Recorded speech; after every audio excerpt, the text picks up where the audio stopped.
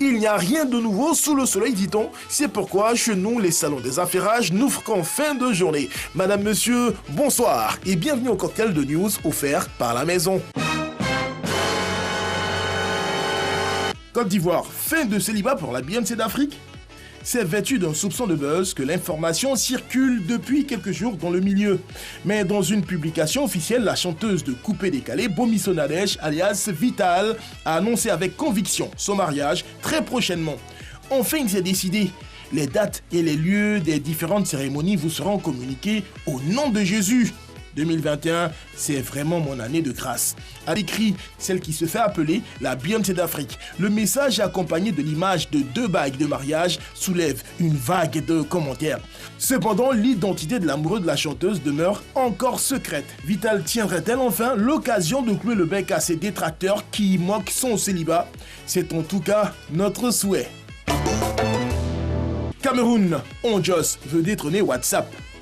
Face aux rumeurs annonçant que WhatsApp, la plus grande plateforme de messagerie au monde, pourrait partager les données personnelles sur Facebook, de nombreux utilisateurs se retournent vers d'autres plateformes. Au Cameroun, Onjos, une application conçue comme WhatsApp, connaît une explosion remarquable depuis 1 an. Cofondé par 2 étudiants camerounais, Onjos lancé le 1er janvier 2020 avec un peu plus de 30 millions d'utilisateurs, en compte aujourd'hui 85 000. L'aventure a commencé avec le désir de combler des besoins primaires familiaux. La petite vision est devenue une ambition planétaire. Merci de nous avoir fait confiance et de continuer à croire en nous. Affiche Onjos sur la page Facebook. Allez l'Afrique, allez, on y va! Nigeria, Aliko Dangote perd environ 500 milliards de francs CFA en 24 heures.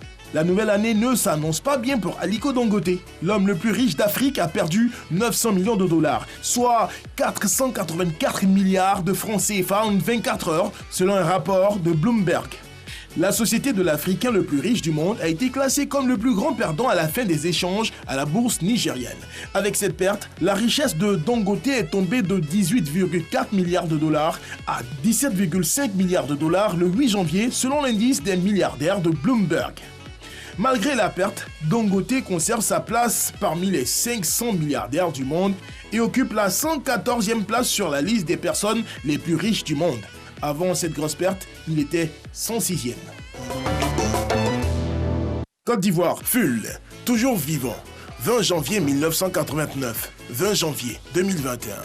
Voici 32 ans jour pour jour que Roger Fulgence Kassi s'éteignait des suites d'une cirrhose de foie à Abidjan.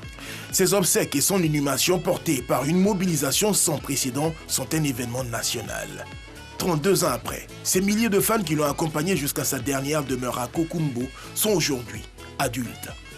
Mais chaque 20 janvier comme ce jour, c'est toute la Côte d'Ivoire qui se souvient toujours et continue de rendre hommage à cet homme qui a profondément marqué le paysage audiovisuel ivoirien à la fin des années 70.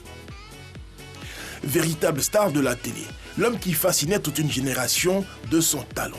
C'était l'animateur vedette de la radio-télévision ivoirienne RTI, avec une signature particulière qui devient sa marque déposée. Ses animations étaient de véritables moments de régal pour son auditoire.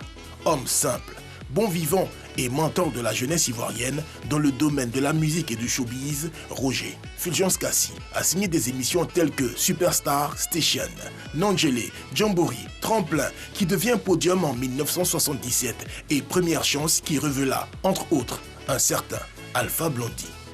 Résultat, 32 ans après, son œuvre reste toujours vivante dans le cœur des Ivoiriens. RFK un jour, RFK toujours.